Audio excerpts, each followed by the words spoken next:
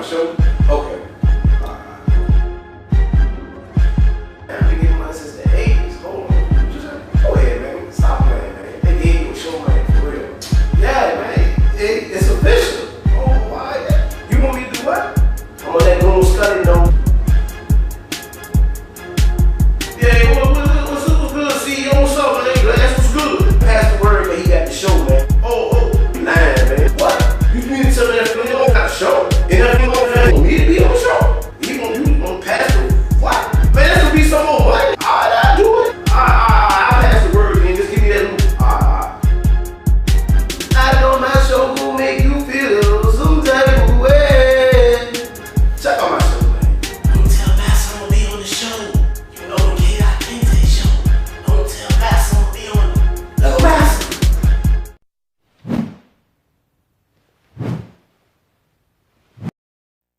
Yes, welcome to the K.Kinte show. This is season 4, and I'm your host, K.Kinte, the conscious comedian. How y'all doing out there? You know what I'm saying? Before I start, I just want to, give a thanks to the universe, Almighty God, for, another opportunity for having a show. This is my 4th season. This is going to be a great show, too. Black History Month. Y'all already know how I do when it's Black History Month. Y'all know I'm going to go in. So, you know what I'm saying? If you're looking at my show, just get ready, because I'm going in. It's Black History Month. I got a guest in the building right now with me. This is my brother. He always kind of open my seasons up, my first episodes. Y'all know him by now, the brother that got the knowledge. You know what I'm saying? We did a lot of videos together. We gonna show y'all tonight. You got my brother, Haki, Kweli, Shakur in the building with me. You know what I'm saying? So, we got a lot of great videos for y'all. I got some buffoonery for y'all. I got the characters for y'all. But, this Black History Month, so I wanted to open it up real special because we got a lot of house niggas running around. Oh, y'all know I'm going to get into it. I'm sorry. We got a lot of house niggas running around. Oh, before I finish, talking about the house niggas, y'all peep the bow tie. Y'all see what I'm doing? Kente cloth. You feel me? That's Black History Month. Kente cloth. Check me, man. You know what I'm saying? Y'all ain't see me like that. I'm just chilling right now. It's a special occasion for me. So now, house niggas. We got some awards for y'all. The guy, Daryl Cracker, he got the House Nigga Awards that he wanted to present to y'all. And I just want y'all to check this skit out right now. It's called the House Nigga Awards with Daryl Cracker.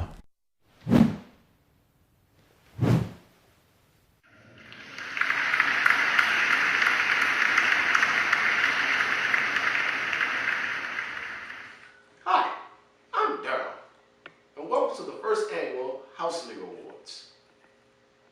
The first award that I will be giving out to will be the recipient of the endorsement House Coon Award. Now let me explain this, ladies and gentlemen.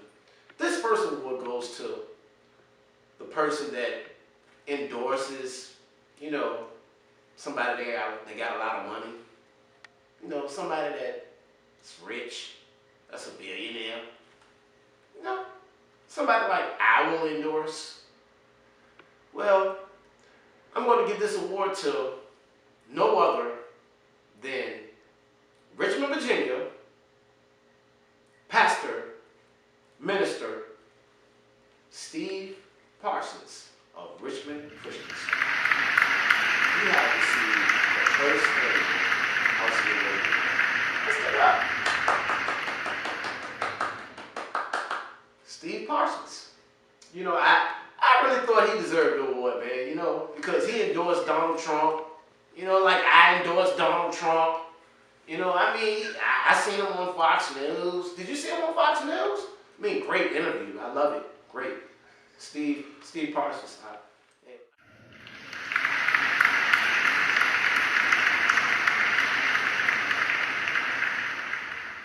Okay. For this second award, we'll be giving out the Uncle Tom Endorsement Award. Now, the Uncle Tom Endorsement Award goes to Dr. Ben Carson, Republican. Let's give it up to Ben Carson. He's my typical black guy. I like the guy. I think he should be president too as well as Trump. But I like I like a lot of stuff being said. He said he don't want the Muslims to come in the country. So I feel kind of being what Ben's talking about. So, and Ben's black just like I'm black. So, I like what Ben's talking about. So, well, Ben, you are the recipient of the Uncle Tom at the first annual House Nigga Awards.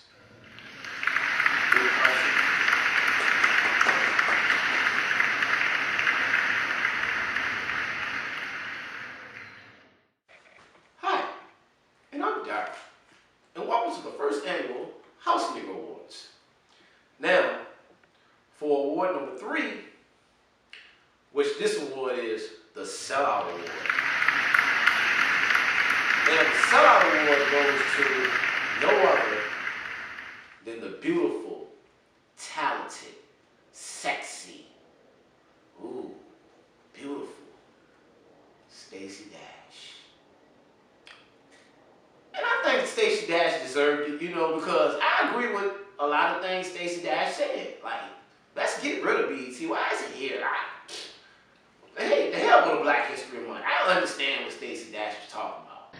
I think it's ludicrous. Why? Because we have to make up our minds. Either we want to have segregation or integration. And if we don't want segregation, then we need to get rid of channels like BET and the BET Awards and the Image Awards, where you're only awarded if you're black. If it were the other way around, we would be up in arms. It's a double standard. So you say there shouldn't be a BET channel? No, I don't think so, no. Just like there shouldn't be a Black History Month. We're Americans, period. That's it. Are you saying there shouldn't be a Black History Month because there isn't a White History Month? Exactly. Al Sharpton has... So I feel that she deserves the Sellout Award. And thank you, Stacey Dash, because you sold out your whole race, just like I'm doing. We don't care. Let's give it up, Stacey Dash.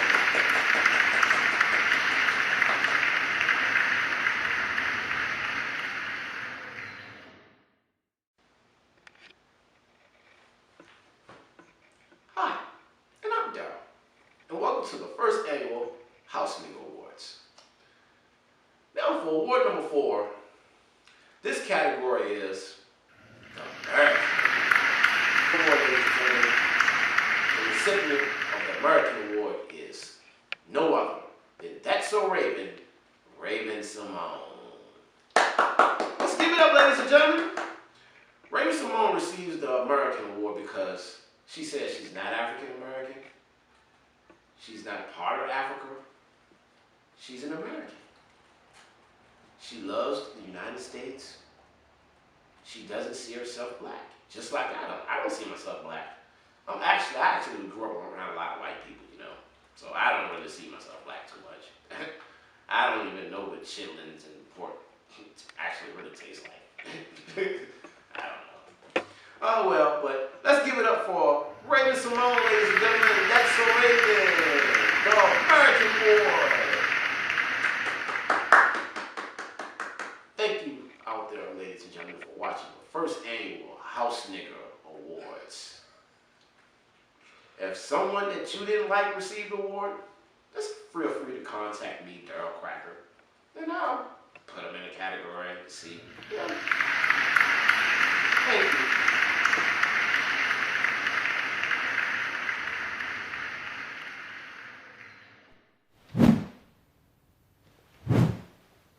Well, everybody wanted some Oscars and different things. Y'all see the House Nigga Awards? Hope I don't get a lot. I know I got a lot of slack off that one right there because people are like, oh, who are you talking about? Who are you talking about? Remember, ladies and gentlemen, it's conscious comedy. That's all. Conscious comedy. I told you I'm going to go hard for Black History Month. Now, Glasses VA. I got up with Glasses VA, the character, the world's favorite rapper, Glasses VA, Touche Shorty. I got up with him like last week because he said he coming through the show this season to get a live interview. But when he left me, though, he's shooting a movie now. You know what I'm saying? I couldn't believe Glasses left me the footage to the little mini movie, Slave City Records, Scullyville, The Nation, The Plot. Check out this trailer, ladies and gentlemen. I mean, glass is moving. I couldn't even believe it when I seen this movie trailer. I'm trying to figure out what this movie gonna be about. You know, he got this whole team in the movie. I mean, let's check out this trailer. Slaves to the Records, Scullyville, the Nation, the plot.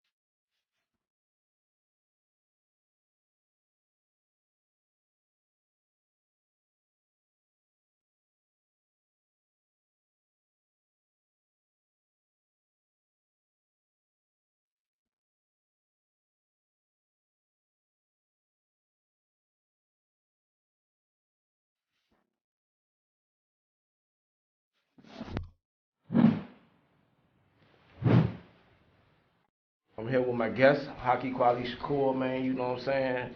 He been putting in a lot of work with me. You know, we got this video that we dropped, you know, as far as with the Black Wall Street.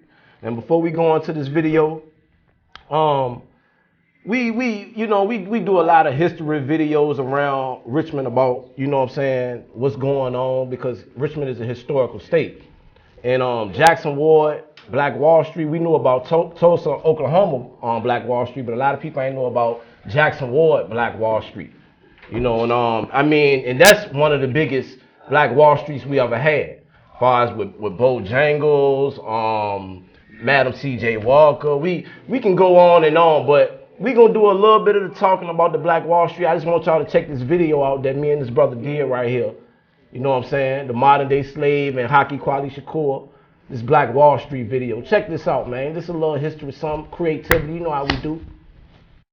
You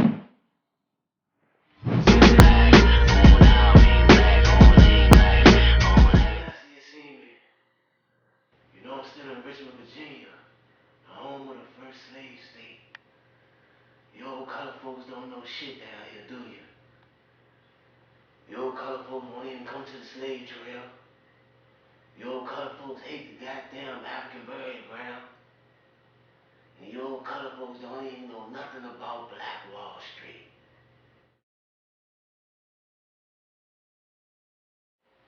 Welcome to Black Wall Street. My name is Mutulu Shakur. I want to talk about one of the most prosperous economic, self-independent periods in our town. See, there were three Black Wall Streets. There was Black Wall Street in Tulsa, Oklahoma, aka North Africa. There was Black Wall Street, Durham, North Carolina. But I'm going to talk about our Black Wall Street, which is Jackson Ward, Richmond, Virginia, the Black Mecca, Harlem of the South. I want to talk about the father and the mother of Black Wall Street, William Washington Brownie and Maggie L. Walker. William Washington Brownie came from Tennessee. He escaped slavery. And when he escaped slavery, he came to Richmond, Virginia, and became a part of the True Reformers Order. And when he became a part of the True Reformers Order, they came to build something that was more powerful than ever. And through this period of time, Maggie L. Walker became the first black African woman to own a bank and run a bank in the United States of America. William Washington Brownie was the first black male man to ever create a black bank and to run a black bank in the United States of America. Their whole plan was to keep the black dollar in the black community and to take care of their own people. All this was done as soon as we came out of slavery. Our people have always been independent people. Black Wall Street. From 1880 to the 1930s, Richmond, Virginia was the black mecca of commerce. Everything came through here. This town was built up so it can build up our wealth and keep the wealth in our communities. We was independent people. We had 5 theaters. We had doctor's offices, lawyer offices. We had over 130-something retail, grocery stores, and other types of businesses in Black Wall Street. Black Wall Street was also the center of the entertainment world. 2nd Street, known as the Deuce, where all the performers from the Harlem Renaissance and all over the United States of America came here to entertain our people. Black Wall Street, the black mecca of commerce and capitalism. This town was destroyed by gentrification from the hates of Europeans. They built a highway and took the highway straight through Black Wall Street. And when they took that highway straight through Black Wall Street, they forced integration. And when integration came into play, Black Wall Street started to decline. And after they started to decline, our people were known the same afterwards. So basically all I wanted to tell you, our people have always been independent people, striving for self-determination and independence, and to take care of their own people. Black Wall Street, Jackson Ward.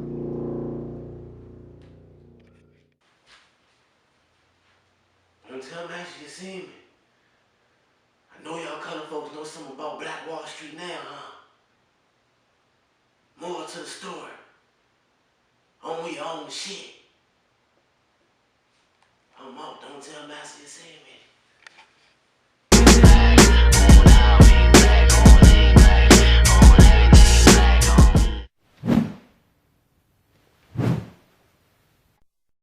Yeah, so you know we like to drop little videos for Black History Month, man. You know that Black Wall Street video. Now, so you know I'm here with my guest, man, my brother, man. This brother right here, man, got so many jewels, knowledge. I mean, you know, Black Wall Street. So you know, brother Haki, Kweli, Shakur, what Black Wall Street mean to you, man?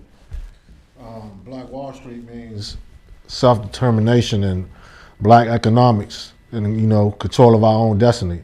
The things that we don't, you know, got away from, and we need to get back to, because Black Wall Street was, you know, that was the everything. That was the mecca. That was the, you know, the black dollar took about, you know, 360 times before the black dollar left our community. Now the dollar leaves our community quicker than, you know, you get it. So Black Wall Street should be taught in Richmond public schools and everything to our kids. Our kids don't even know about Black Wall Street around here. So why do you think that is not taught in, especially in Richmond, Virginia, about the Jackson Ward, the Black Wall Street and different things? Why do you think it's not taught though, you know? It's all because of the, you know, the public education system. These type of systems of education systems that we, you know, living under, they don't want to teach black kids, you know, independence and how to do things on their own. So they keep that type of history suppressed. Plus, the city we live in is historically, you know, this is where slavery started. Let people know how historically this city is, because, you know what I'm saying, this Black History Month, Richmond, Virginia, a lot of people still don't know the most historical thing. Like you said, Black Wall Street, we had Bojangles, Madam C.J. Walker, the first black-owned bank, right, for Black Wall Street. I mean, you know, Black History Month. So, you know what, go elaborate on some of that stuff, man, you know. I mean, first of all, Richmond, Virginia is the foundation of the slave trade, the domestic slave trade hub. This is where our ancestors first came to in slavery and was sold to the deeper South. That's one aspect of our history. After that, when our ancestors were freed and emancipated out of, you know, slavery, our ancestors began one of the greatest, you know, economic periods ever. You know, coming out of slavery, they built, like you just said, Jackson Ward, Black Wall Street, Churchill. All these places were black dominated. And I didn't mean to cut y'all, but speaking of Churchill, like, because most of, I mean, my generation, I'm in my mid-30s, and most of my parents, everybody I knew, as far as in Richmond, everybody came from the Churchill, Jackson Ward area anyway. You know what I'm saying? Clay Street, Lee Street, and all that. So that's how, I guess, you know, as far as with the Black Wall Street, you saying, built up like that, because we was together back then on, you know, basically, because Southside and different things, that was basically, we wasn't on that side at the time. Like that. Talk about, speak about that Richmond, as far as with the segregation of how that came about too. You know? Because due to the domestic slave trade, this side of town is where the domestic slave trade took place, in Shakur Bottom, and this whole area is where they kept us, you know, combobulated and together.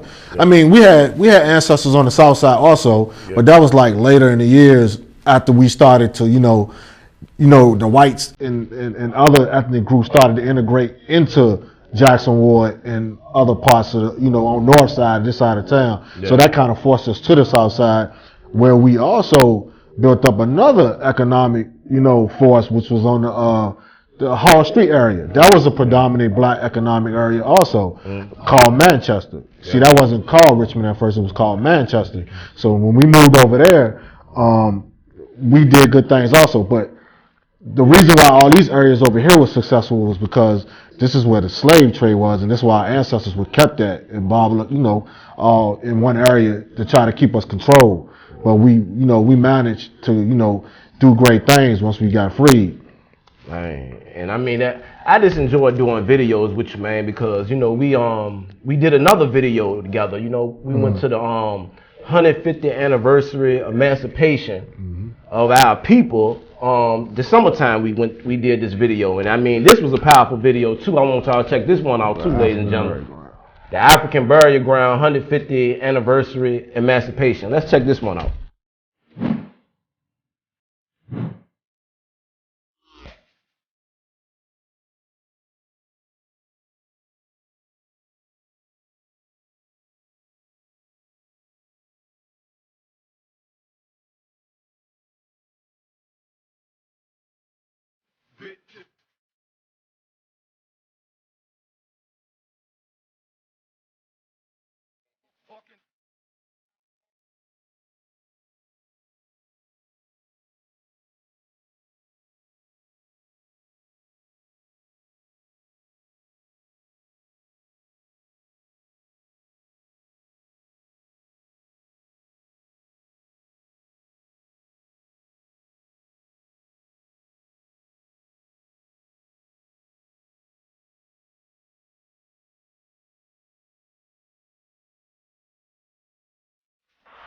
K.Kinte, the conscious comedian, man. Y'all already know where we at.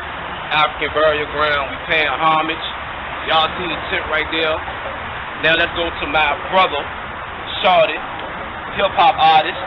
He paid homage. Matter of fact, his family pays homage, man. Tell the people what it's about, Shorty. You know how we do. Basically, man, today is significant, April 3rd. Basically, when the United States Colored Troops marched into Richmond. You know, to free the slaves at the beginning of ending of slavery, ending of freeing the slaves. So speak your piece, please, beautiful. It's about bringing a conscious awareness to not only Richmond but to the youth with culture, history, and just real consciousness of your identity, your black identity. Because black is beautiful no matter, you know, what range of shade, from darker to lighter. Like, we're all connected. We have that running through our veins, from all that Africa melanin to America. So it's just about bringing conscious awareness to the youth and to yourself. All day. This is Haki, Kweli, Shakur, seat of Gabriel Prosser. As you can see, we out here in Shakur Bottom at the 150th anniversary of the celebration of our ancestors being freed out of slavery. As you can see, this is the African burial grounds where, you know, Gabriel Prosser was assassinated and where most of our ancestors were buried at. This is celebrating the 3,000 colored troops who came through Richmond, Virginia to emancipate our ancestors, to release our ancestors out those chains. This is a significant period in the time of our history of new African people in America because, you know, dealing with the psychodrama and the dehumanization of our ancestors. So just take a look around. As you can see, it's the commemoration of our ancestors being emancipated. Red, black, and green, as you can see. Richmond, Virginia.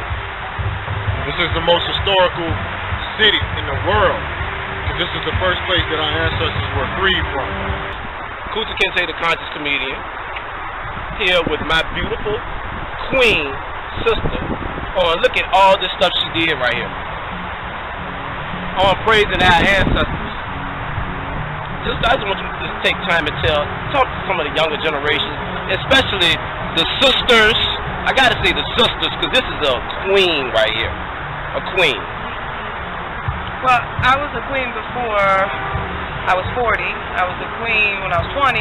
I became a queen when I was 15 because I got woken up by Brand Nubian. I got woken up by De La, Tribe Called Quest, Jungle Brothers, African Bambaataa. I got woken up by Sadat X, Derek X, who kicked the flavor. So this is the evolution of over 20 years, doing your work, being in alignment with what the ancestors call you to do. This work here was work of the descendant community that just as a vessel, as a channel, I was able to manifest in 2015 on April 3rd. It's the Emancipation Day, and this space right here has been liberated by the people. We had 20 incarcerated young brothers and a sister who I called up for help to clean this space because the municipality that has been given responsibility to keep this space had not made it down here, and it was a hot mess. There were 27 bags of trash that we collected from this space, and it was in disrepair. And you cannot look at a commission and say, why did they leave our ancestral burial ground to fall fallow? Because it's not anyone's responsibility. It's all of our responsibility. Not one, all. So we cleaned it up together. We changed the signage to reflect something that shows an emancipated space, a liberated space. We have the red, black, and green flags, which we know represent the blood of the people, the land, and the fertility of eating green, and our melanin is activated by chlorophyll. And the blackness, which is the root of all melanated beings, the same color as the sky when the stars are bright. It's the color in the middle of my eye. It's the color in the watermelon seed, which is why watermelon and melanin sound so familiar. Anyway, I digress. So, you know, just check us out like in a little bit. We're going to be able to elevate this space together, and it'll be a thing that we're able to talk about for the next 50 years. And please know that these are the stories that we have in our generation, like our grandparents and parents talked about, you know, Marshall Washington and stuff. What's happening right now is the same thing, except it's in another dispensation. So for our generation, not only can you say you were here, but that you actually had sense enough to chronicle what was going on, and the wisdom and insight that you all have. This is going to be the evidence that it happened, because if there's no pictures and there's no sound, it didn't happen. So I give thanks for you taking the time and signing me out. I'm Mahat, the curator of the Beloved Unseen and the founder and the chief experiential officer of Untold RBA. Deuces, peace, liberation. Can I get a hug from you, queen? Oh, wait. Anytime you see me. Peace.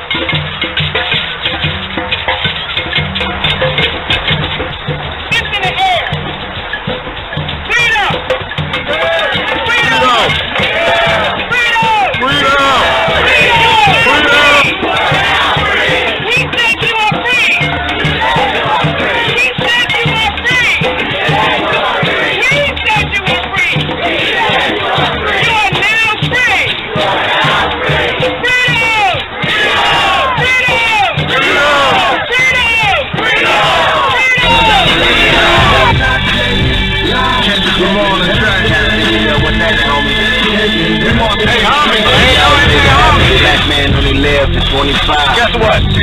I died at 25. How many kids you know dead at 25? Now that's life. I know 10 that's crumbling and coughing, dead at the doorknob. Fresh out of high school and couldn't find no job, went straight to the grave. I was taught never trust a nigga as far as you could see him. Teach a nigga how to fish as opposed to try to feed him. Look a man in the eyes, that's the best way to read him. Cause faces they change, point of views remain. I got a strange feeling that I'm a little bit different beyond the customs and traditions, the project living. My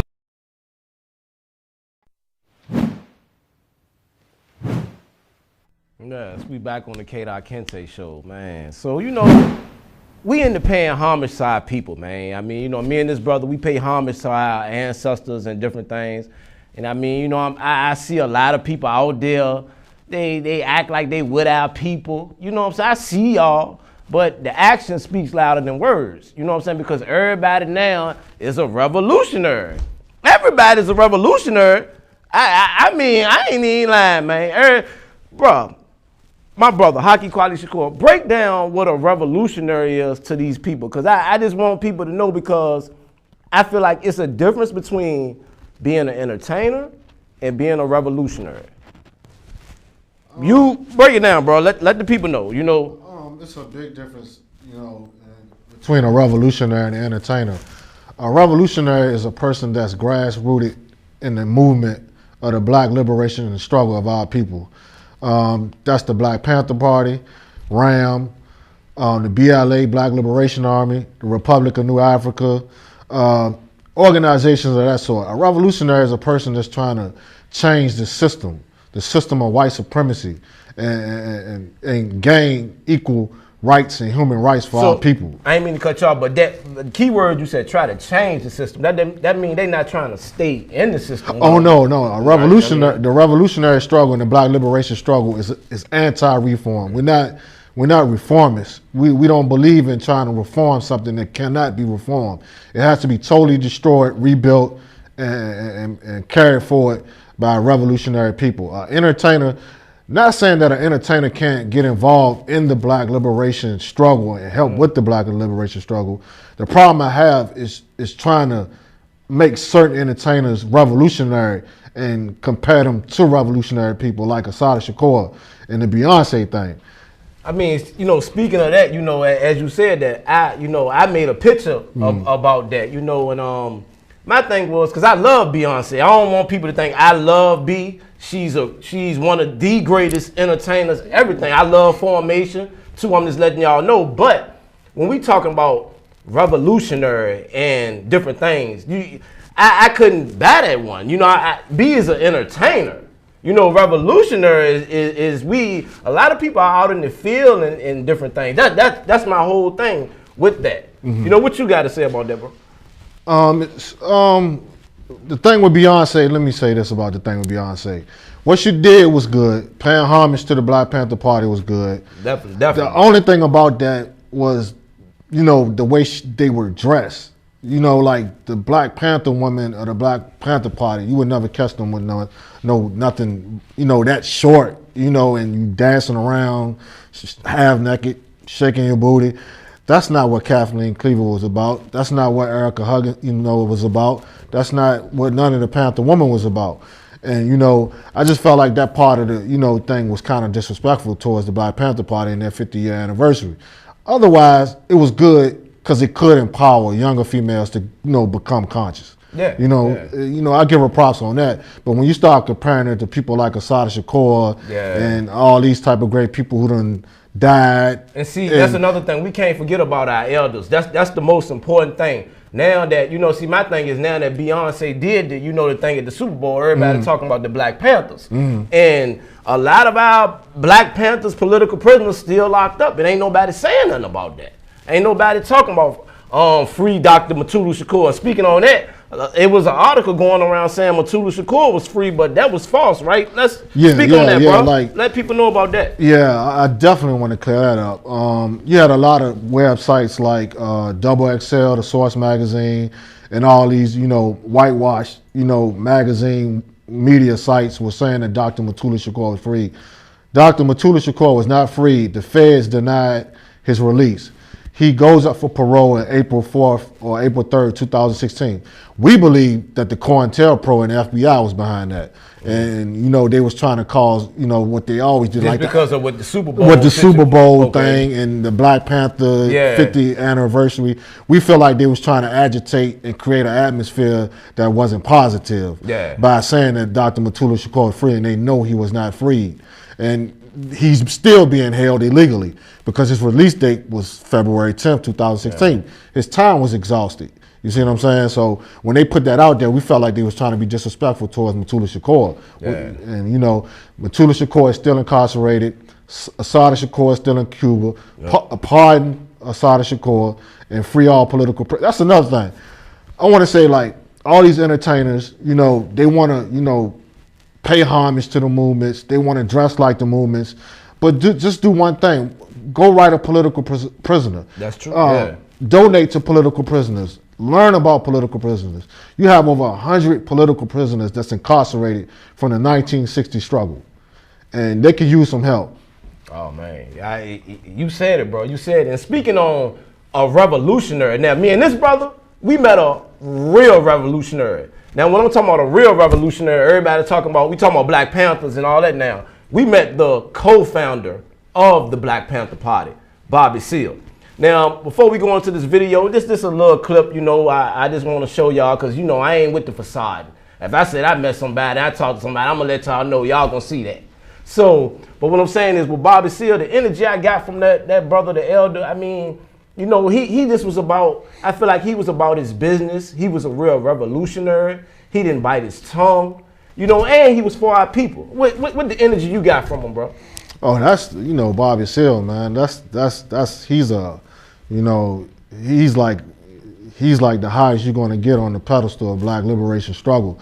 And, you know, just to be in the, you know, same room with the elder, and, you know, just to, you know, rub hands and you know, to get the game from him, you know, and you know, just absorb all that energy. It was a great time. And, you know, I really appreciated to shake his hand, thank him for his struggle, thank him for his sacrifice. I mean, that's Bobby Seale. I mean, you know, because when I was young, you know, I used to get hyped when I meet, like, basketball players, you know, rappers. And I'm just being real, I used to get hyped when I meet certain entertainers. But when I met this guy, this revolutionary guy, man, and, you know, he shook my hand, he talked to me. I mean, his spirit alone, I could tell that he was a real brother that really did something for our people and been through. So let's check this video out, man. Bobby Seale, when he came here, and shout out to the Elecbo Society for bringing him here when he came here. This was the Bobby Seale video. Let's check this out. All the people don't have freedom, all the people don't have justice, and all the people don't have power, so that means none of us do. Provide the leadership to the people's revolution so he can take this country and change it. Turn it upside down and put the last first and the first last. Not only for Black people, but for all people. We declare our right on this earth to be a man, to be a human being, to be respected as a human being, to be given the rights of a human being in this society on this earth. Again, K.Kinte, the conscious comedian. I'm here again, you know, at the Bobby Seale event. You know what I'm saying? Shout out to RVA, shout out to Kroger Spot. You know what I'm saying? When I hollered at Bobby Seale, got me some great knowledge, man, like a lot of y'all should have got. I mean, he was talking about organization, you know what I'm saying? Got even some sign by Bobby Seale, you know. So, you know, feel connected with the ancestors. Juneteenth, man, y'all need to salute, man.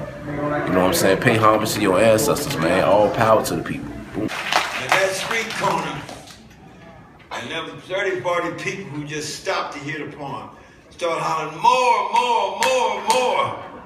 And you was told, Weezer, I told you Bobby's a great communicator. I said, man, the hell with that stuff. Well, a guy come up, he's a crew cut, yellow t-shirt on jeans, and walked to me and grabbed my arm, talking about, you use obscene language, you're under arrest. I said, man, get your hands off me, who the hell are you? I didn't even know this guy was an undercover cop. I just, you know, he grabbing on me, talking some more grab. And I said, when you talking about obscene language?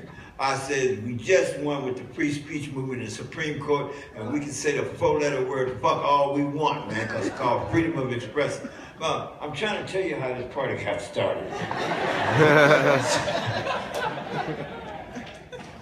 To go out there and observe those police. We knew it. And I was telling Huey, you got to prove yourself, because you're not a real organizer yet. You'll be an equal leader and organizer with me when you prove yourself. So he did all that research. I backed him up and got all this other stuff, because I'm the one that had the resources to do everything. I rented their office, etc., bought extra shotguns, etc., that kind of stuff. Right? Boom, boom, boom. My point though, so Huey really worked. And I really have to give him credit when he put this, wait a minute, let me show you what he put together. We want land, bread, housing, education, clothing, justice, and peace. We fought in every war up to that time. See what I mean? We were fighting in Vietnam. 29% of all the people who was dying in the front lines of Vietnam was African Americans, plus some Native Americans, plus some Hispanic Americans and other people of color, plus some young poor white guys who didn't need to be in the war dying no goddamn way.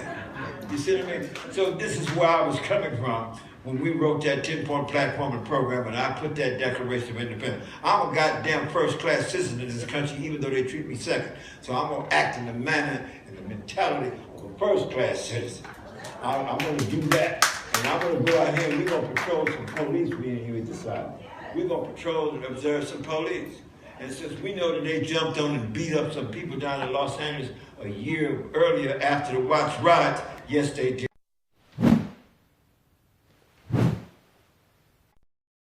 Yes, welcome back to the K.Kinte show, man. Yeah, that was some clips from Bobby Seale, man. I had to, you know what I'm saying, show y'all some video from that. And with that brother, that elder was just speaking. And man, you know, I got the lines opening up, man. If y'all want to call, you know, y'all want to talk about some black history stuff or whatever, you know, feel free. 804-915-5202.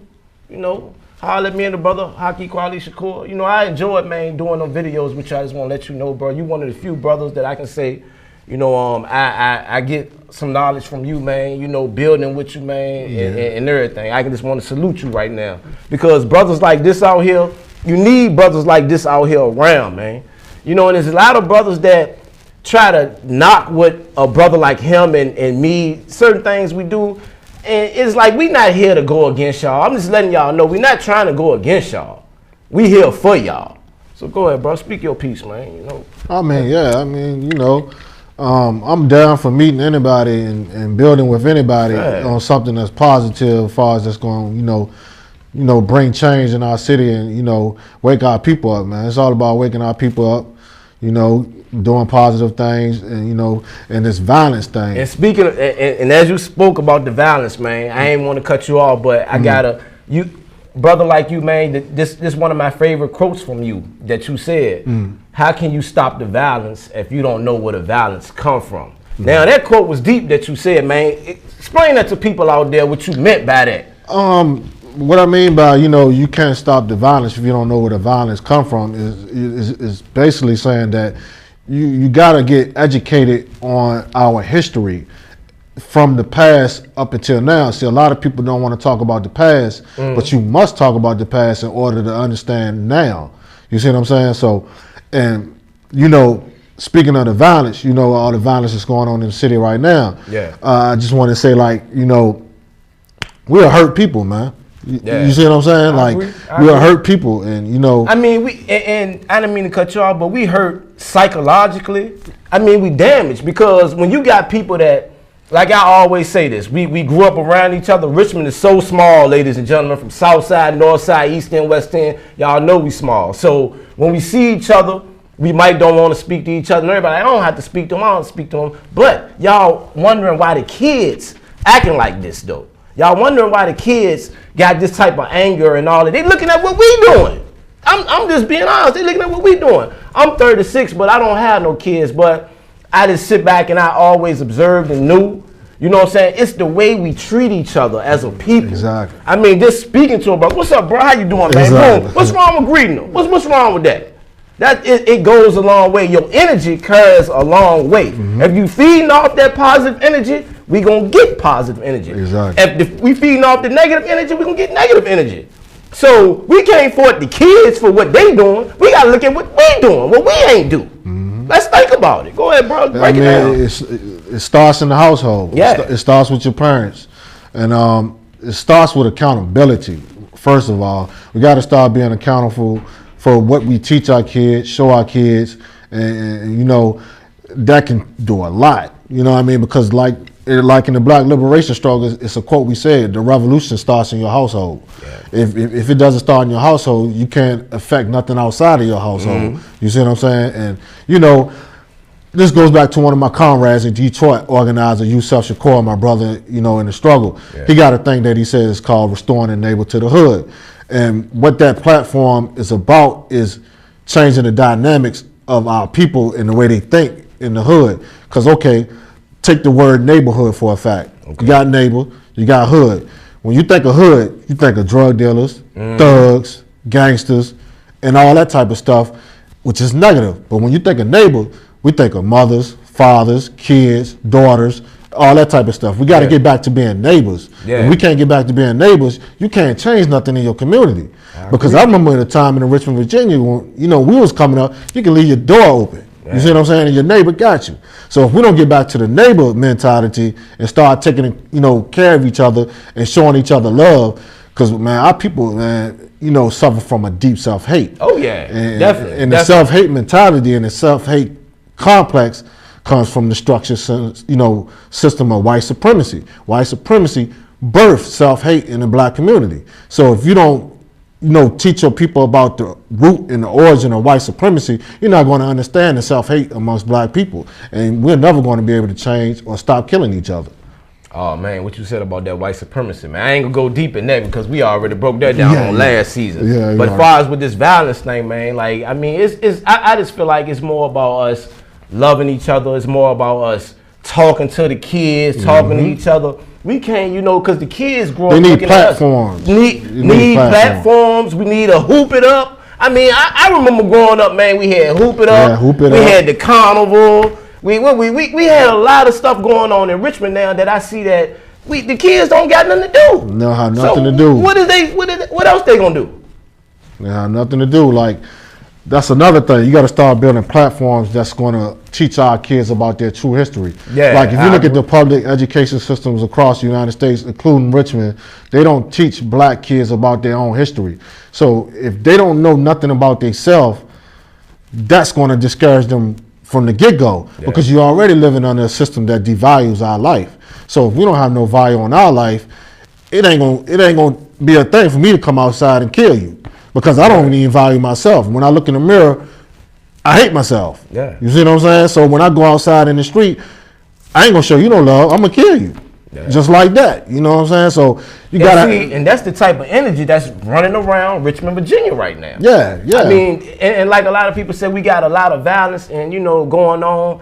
But I grew up in the early '90s where we was the murder capital. Exactly. I'm just saying I grew up through some rough times in Richmond, Virginia. And I'm not saying there's not no rough times now, but I just feel like what's going on now is a lot of stuff that can be prevented, though, just by our actions of treating each other. You know what I'm saying? That's all. Hurt people. Heal people. That's what you got to get into the people mentality, man. If they don't understand that and we start loving ourselves, we're going to always hate each other. We're never going to come together. We're just going to keep the cycle going.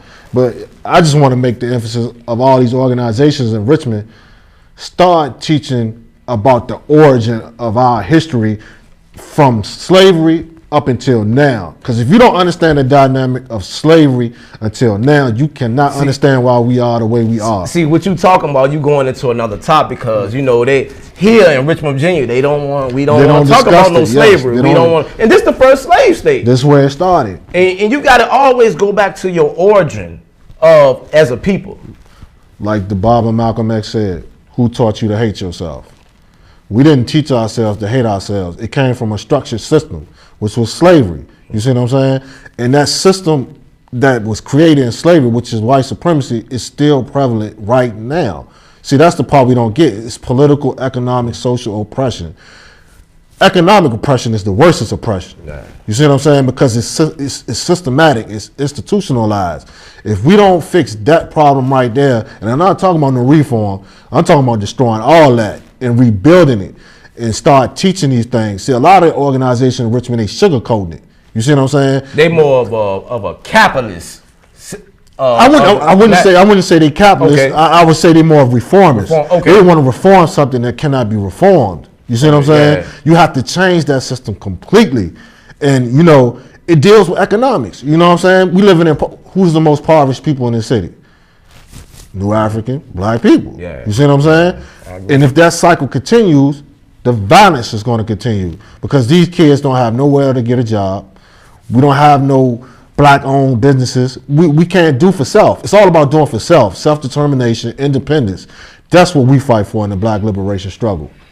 So, man, look, we got 7 minutes left on the K.Kinte show, man. I hope y'all enjoyed the first episode, man. This was a special one with the Black history. I like to bring it, to start my seasons off. I got them characters for y'all. I got the foolery, glasses, Scully. I know all y'all want to see that, but I had to open it up with some great Black history, because I know a lot of people, when I'm talking about this, they probably turned the station or walked away, because it's like we really don't value our people, man, especially our elders right now, especially the people that did a lot for us, man. And I want to say that comes from the system. The system doesn't value Black life.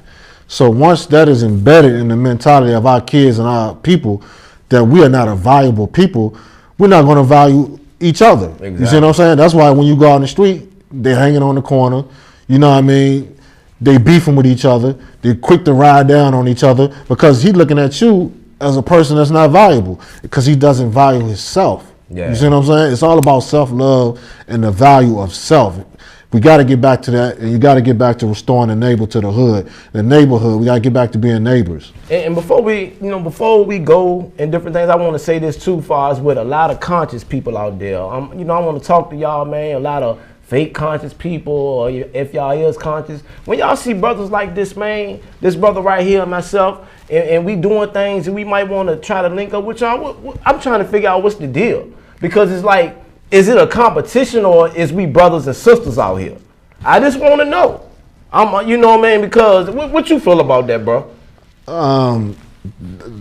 The problem with that right there is, like, you got a lot of people out here that's, another thing that Black people have been indoctrinated is we have to be in competition in everything that we do. And it's not a competition when it's come to your people and your race, survival and self-preservation. Like Malcolm X said, the first laws of nature is self-preservation.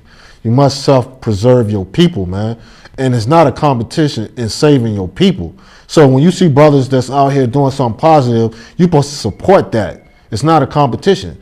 I'm gonna support you, you support me. I know, a lot of people say, well, they rebels. They against the system. They this and that. No, this is Black History Month, the shortest month on the calendar they gave us. So I gotta go all the way in. Some of y'all gonna pity pat it. A lot of y'all gonna be on social network just being revolutionaries. We ain't gonna get out in the street. We ain't gonna help each other. We don't wanna hook up with each other because everybody wanna outdo each other.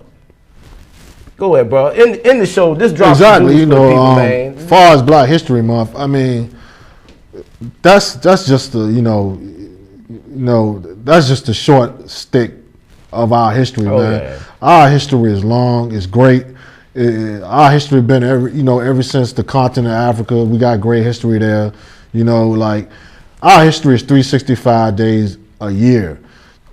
But the key thing I want to say is teach these type of history inside your households, because they're not getting taught this history in public schools. They're only getting taught one side of the story. So, and speaking about public schools, man, get on public schools that money, man, too, man. I'm looking at the news. Get that public schools no money, man. For real, y'all keeping that money for y'all. The public schools need the money, don't it? Yeah, they need the money. They need the money. They most definitely need the money, but they need to start implementing more African-centered education in these public schools, so you can start teaching our babies about themselves. If people don't know about themselves, man, they're just gonna be a wild, lost people running around with their head cut off, committing violence. You see what I'm saying? So, man, I like to thank my brother right here, Haki Kweli Shakur. Thank you, bro, for this being on the first. I appreciate it. First show, season 4, man. Thank you for dropping the jewels. I hope y'all out there enjoyed something. I hope I made y'all laugh. I hope we made y'all think. I hope y'all got some knowledge. Come back next week. We got the buffoonery. We already know how it's gonna go down, man. I got a lot of skits for y'all, man. I've been out here doing my work, man. I've been out here doing my research. You see me dressed up, y'all mess with me. Y'all feel me? I feel like Ebony Man a little bit. I feel like the Ebony Man of the year. I ain't even lying. Let me go ahead and wrap it up, though. K.Kinte Show, Season 4. Check me out next week, 7:30, 8:30. Y'all know how we do. So you mean it's official? It's official. I got my show? Okay. I've been getting money since the 80s. Hold on. Go ahead, man. Stop playing, man. They gave you a show, man, for real. Yeah, man. It's